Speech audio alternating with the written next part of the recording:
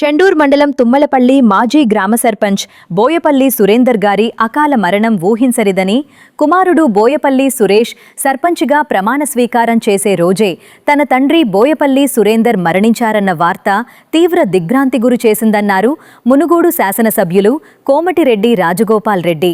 బోయపల్లి సురేందర్ మరణించారన్న వార్త తెలియగానే చెండూర్ మండలంలోని తుమ్మలపల్లి గ్రామానికి చేరుకుని ఆయన పార్థివ దేహానికి పూలమాల వేసి నివాళులర్పించారు. ఉమ్మడి నల్గొండ జిల్లా సీనియర్ జర్నలిస్టుగా పనిచేస్తున్న సురేందర్ కుమారుడు బోయపల్లి రమేష్ను, ఇటీవల పంచాయతీ ఎన్నికల్లో సర్పంచ్గా గెలుపొందిన బోయపల్లి సురేష్ను, వారి కుటుంబ సభ్యులను పరామర్శించారు. అకాల మరణానికి చింతిస్తూ మాజీ సర్పంచ్గా పనిచేసిన బోయపల్లి సురేందర్ గారి కుటుంబంతో తనకున్న అనుబంధాన్ని గుర్తు చేశారు.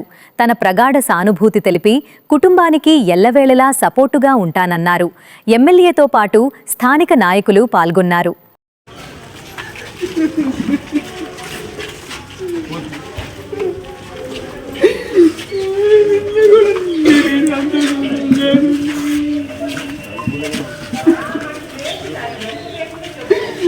మొత్తం నా దగ్గర ఉంటారు, నల్గొండ నా దగ్గరే ఉంటారు. ఈరోజు అందరూ ఈరోజు వచ్చింటారు. ఊరందరికీ పట్టుకొని అందరి చోట్ల కప్పు కొట్టించి వాళ్ళందరూ నారంతా ఉంటుంది.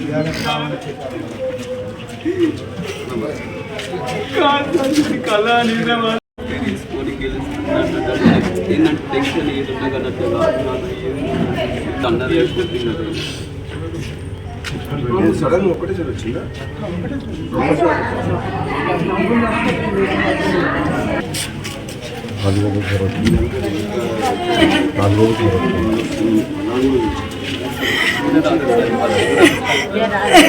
ఇప్పుడు కూడా అయినా బాగా